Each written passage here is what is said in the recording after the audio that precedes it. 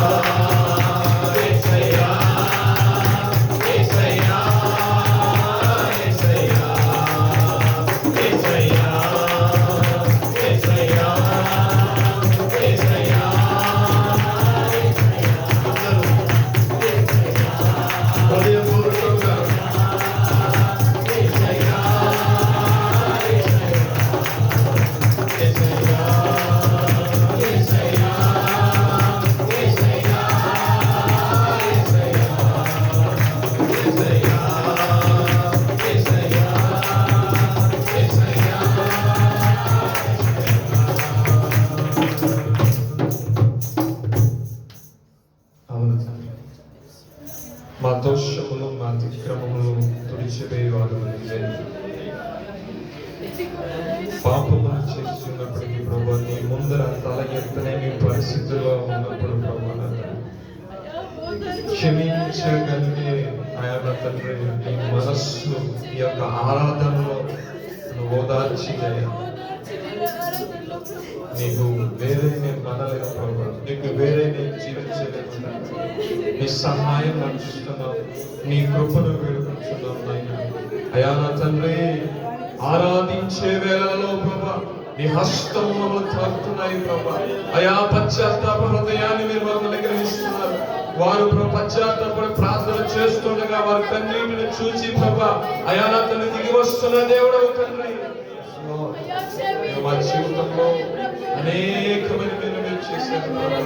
అయా నువ్వు చేసిన మేలు బట్టి నీ సంగ నిలబడిన నేను ఆరాధించకుండా ఆయన గణపరచకుండా నేను ఉండలేను నాయన.